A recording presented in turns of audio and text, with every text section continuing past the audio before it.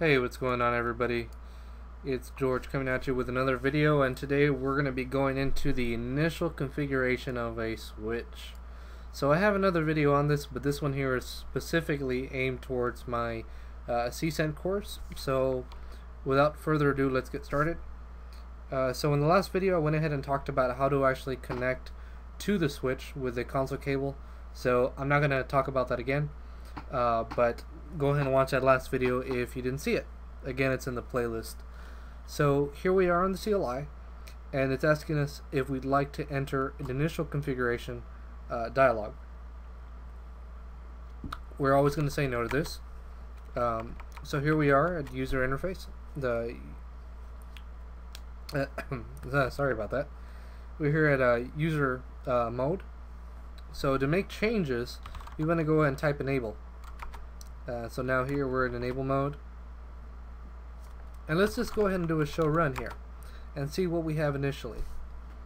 So right here we have our version number, our host name,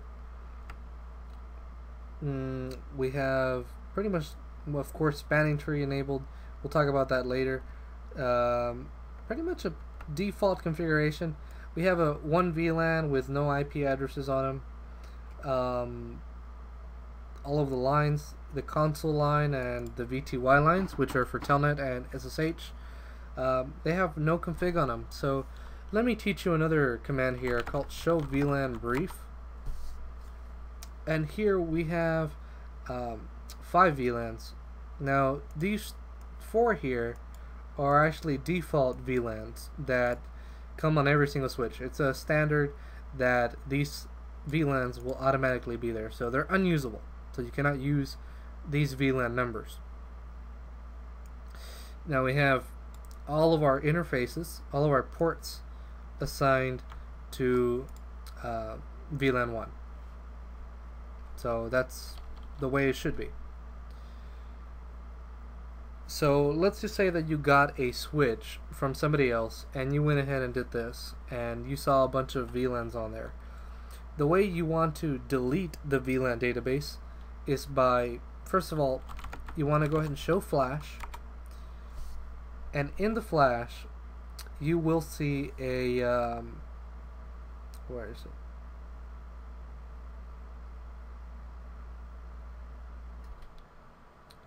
it? I actually don't see it in here. Let me make a change to the let me make VLAN 10 and VLAN 20 just to prove the example here. Show flash. There you go. So if we had VLANs pre-configured, you would have this VLAN.dat full file, and you want to go ahead and delete that. So you would type in delete VLAN or flash VLAN.dat. That's what you would do in order to completely wipe the config, or wipe the VLAN off of the switch. You also would want to do a write erase, and that would prompt you to go ahead and go through the erase, and it will completely pretty much make the switch completely as if you just got it from Cisco itself. So delete the VLAN database and then go ahead and write erase and reload the switch.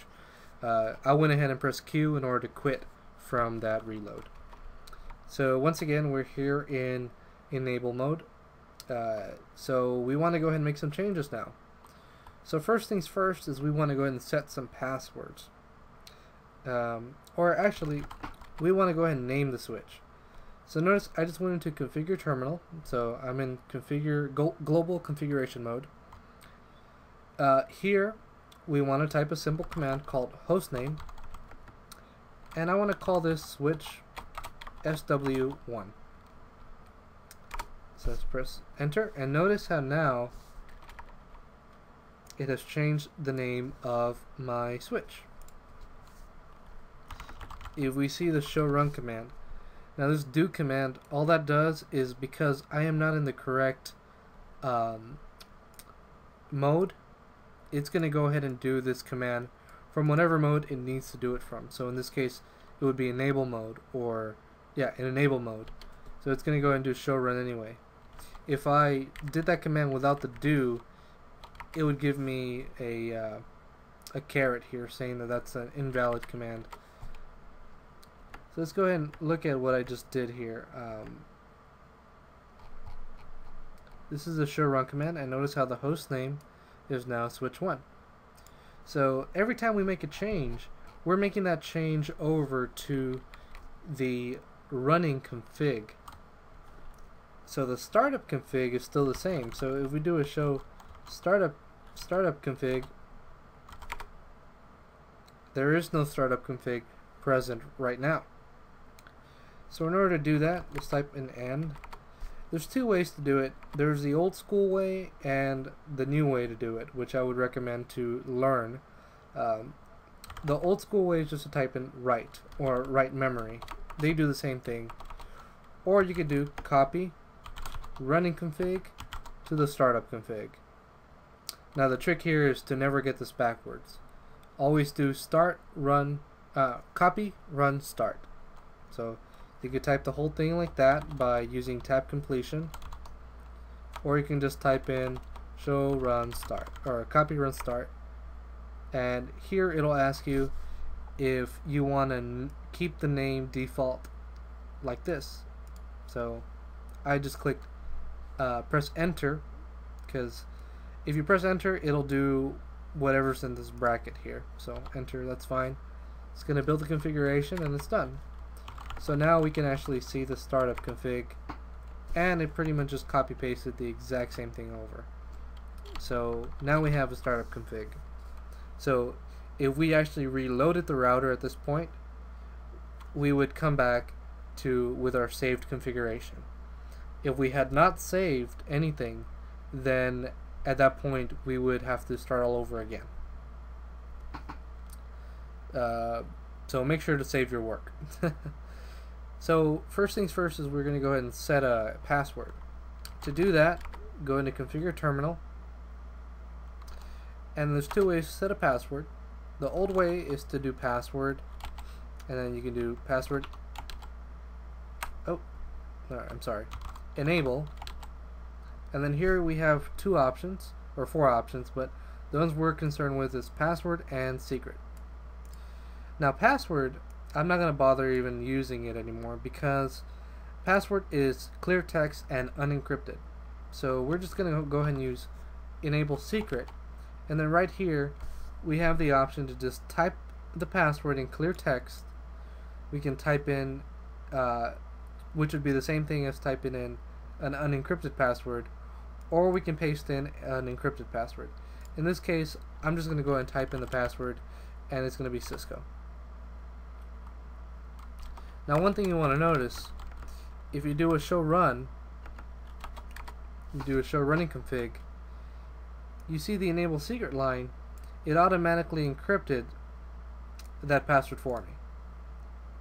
So this, you could never really derive that I typed in Cisco just based off of that. So I press Q to go back to where I was. So now we have a password set for the enable. So what does that mean? So if we go ahead and exit and we go back to where we're over in user configuration, we go and type enable. Now it's going to ask us for that password that we typed in. So it won't let us go in without a password. So I'm going to go and type in Cisco, and that let me in.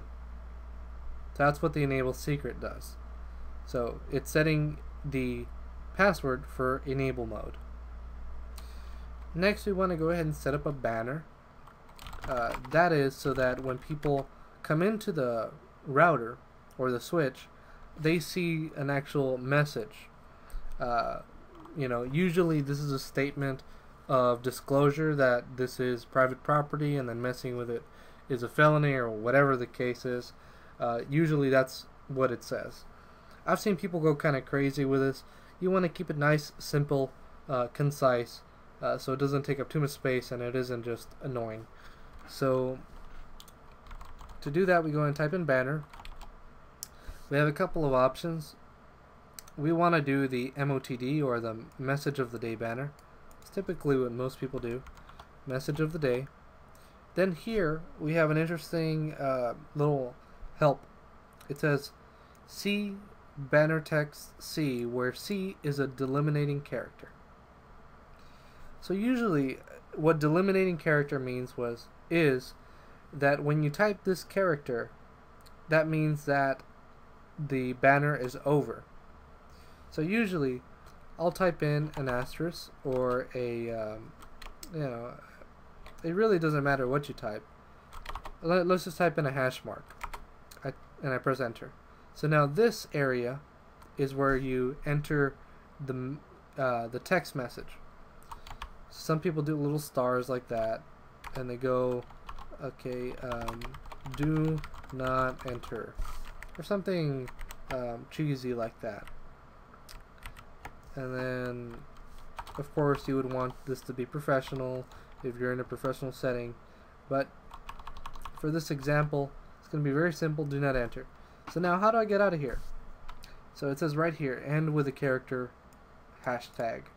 So I'm going to go ahead and do the hashtag, and there you go. So that's how it looks like. So do show run. If you see the message of the day at the very bottom, you'll see this is what you're actually going to see. You're not actually going to see that caret C. So let's go ahead and end and exit. Let's press enter, and there we have our message of the day saying do not enter. So now we're going to enter. Of course I would type the password wrong. So there we go. So the next thing is to go ahead and set any IP addresses that we need to set. So in this case we have Vlan 1, and we want to get out of our network closets as soon as possible because it's absolutely cold or absolutely hot in that area. So we're going to go ahead and set up an IP address for this switch. So in order to do that, we need to set the interface VLAN address. So in this case we have VLAN 1. If you're in an enterprise environment, of course you're going to use some other VLAN, but in my case you're going to use a management VLAN, but we're just going to use the default VLAN 1. So this puts us in configure interface mode, or interface config mode. And here we can go ahead and type in IP address and set an IP address for this. So let's just go ahead and set up a very easy to remember address. Let's go ahead and do 10.1.1.1, and then after that, if you do a question mark, it says type in the subnet mask. Let's just make it a /24, which is like that. And then if you notice, the CR just means caret return. So you can go ahead and stop right there, and that'll set the IP address of that interface VLAN, which is pretty much just for you to manage this switch outside of the closet, or outside of the console port, I should say. So this would allow you to, well, it's a first step for allowing you to do telnet access to the switch. So now, at this point, you're still not ready to do telnet access because we need to configure the Vty lines. So let's go ahead and set up the Vty lines. So again, configure terminal, and then here we type in line Vty, and we have actually 16 Vty lines. So 0 all the way to 15, that's 16 in total. Usually we configure the first 5. At least that's the way it is in a lot of the Cisco books, but for sake of just being different, I'm going to go and configure all of the Vty lines together, 0 through 15. So that here is going to bring us up with configure line. Here's a bunch of commands that we can run. So now here, there's only a couple of commands that we need to run.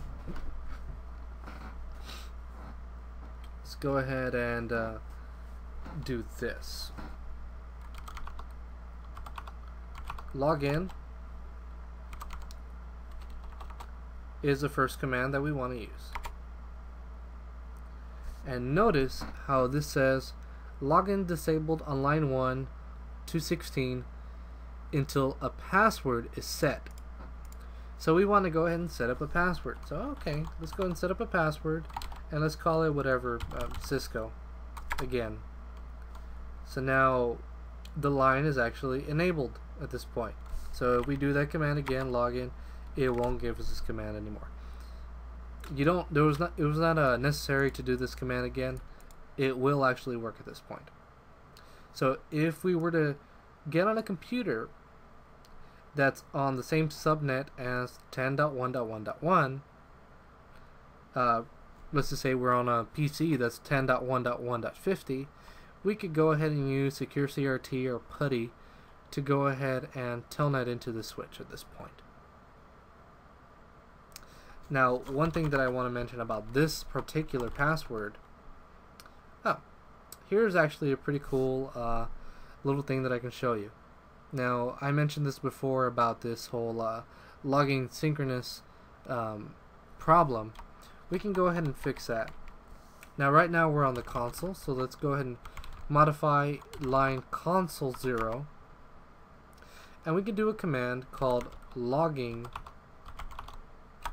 synchronous. And what that command does, it allows you to go ahead and skip the line without your text being interrupted. So you know what, let's go ahead and do that for the Vty lines as well. So let's go ahead and do an logging synchronous. And then I want to also do one other thing.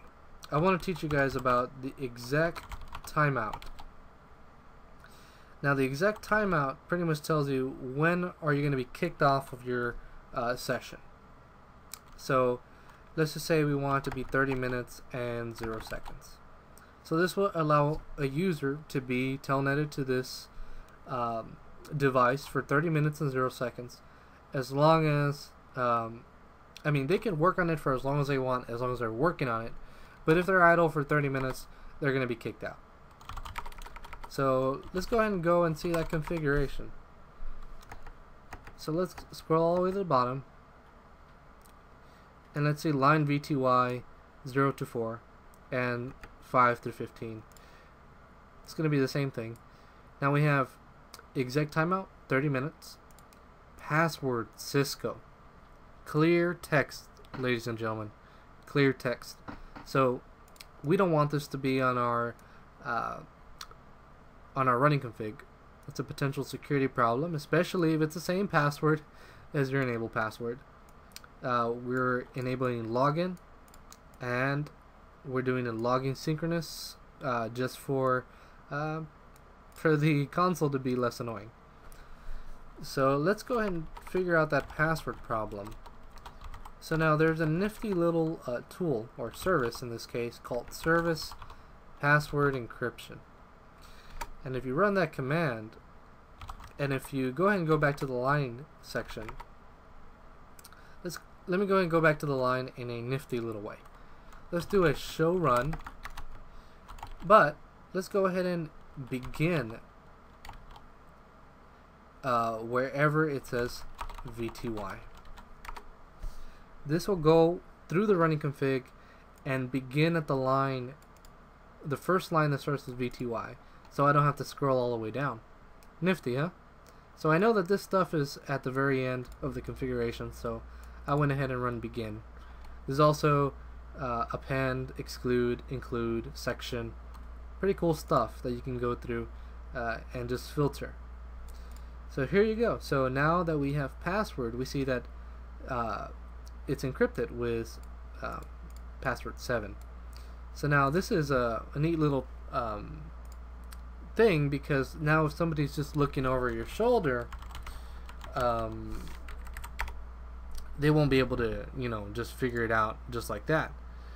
Now there's a bunch of little tools out there, and I'm going to go and show you one. This one here is called Decrypt Cisco type 7 passwords.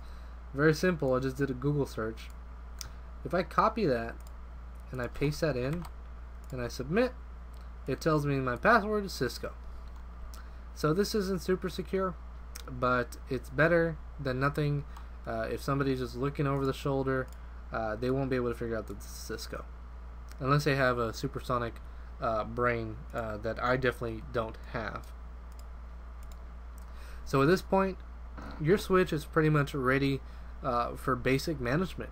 So from here, you can go ahead and configure, the default gateways and all that, which is usually what you one of the first things that you want to do on a switch once you get it up and going with management and all that.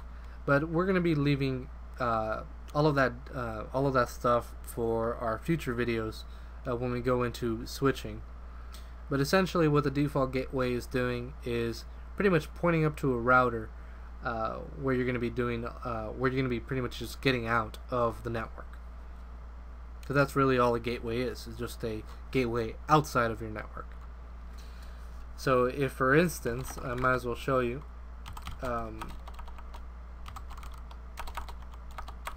Default gateway.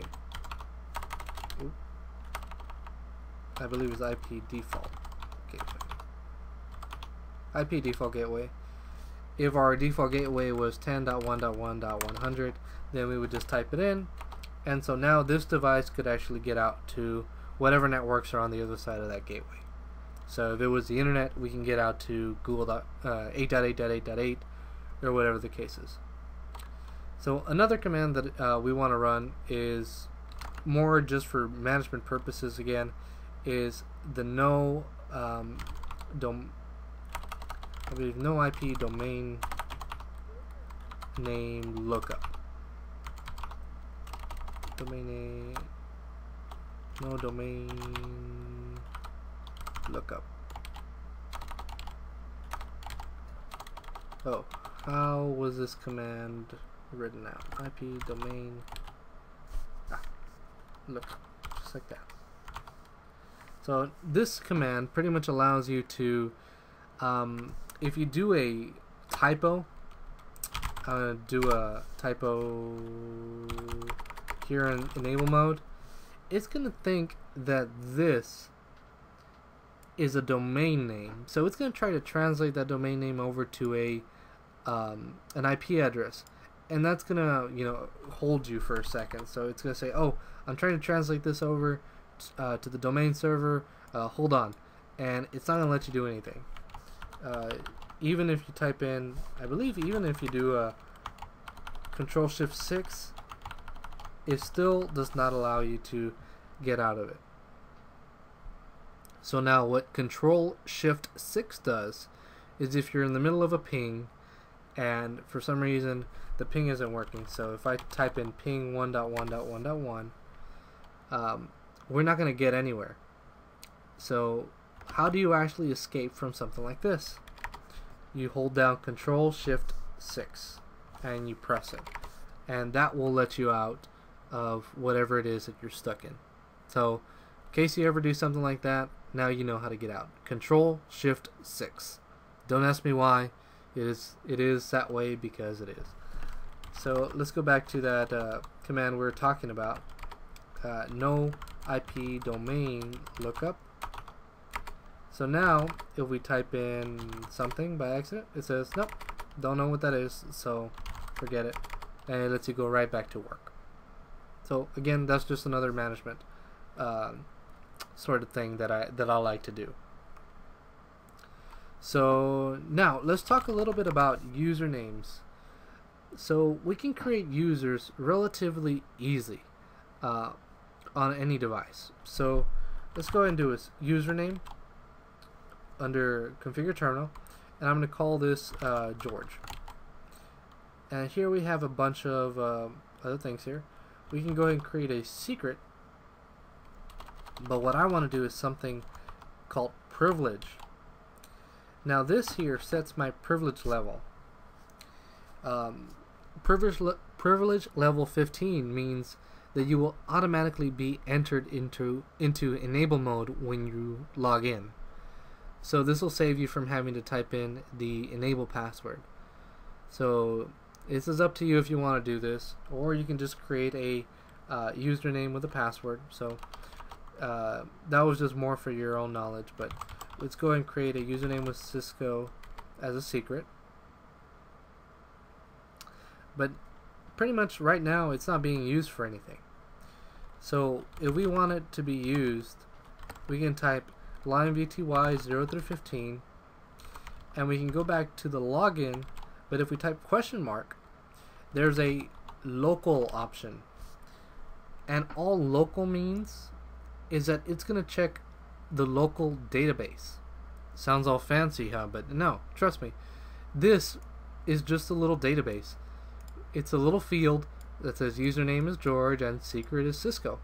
It's going to refer to this switch's database, user database, and see if the username and password is correct.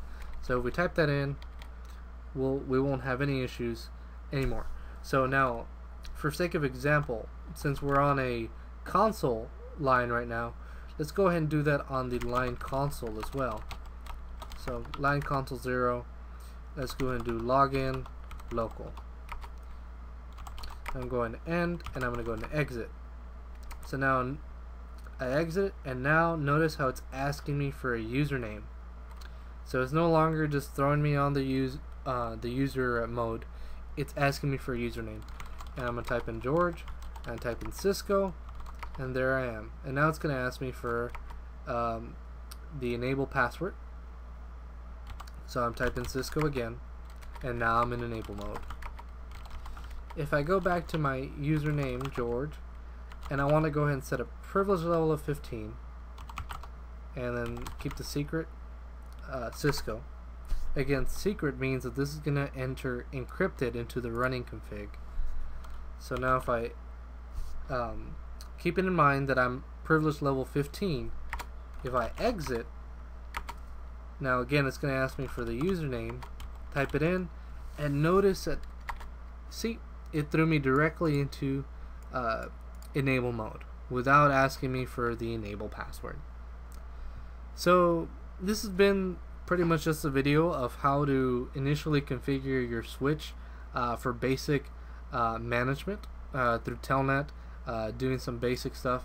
Now the last thing that I want to remind you to not forget to do is, of course, to do a copy, run, start. So it copies your running config, which is volatile memory, which means if you unplug your switch, the running config will completely be wiped out. The startup config is non-volatile, which means that it stays in memory or in flash. So let's copy the running config to the startup config. The name is fine. You normally do not want to change that name. I've never seen a case where anybody would change that name because it could interfere with some other things, but we won't talk about that now. So we got that created, and now we should be able to go ahead and reboot the switch and take it wherever we need to take it, or we can go back to our comfy desks or wherever we work and get back to work and take care of all the other little things that we're going to talk about in the next couple of videos. So I'm really excited. Thank you all for watching this video. If you liked it and found it informative, give me a thumbs up and watch the rest of my CCENT course. It is absolutely free here on YouTube. Hope you all are having a great day, and we'll see you all next time.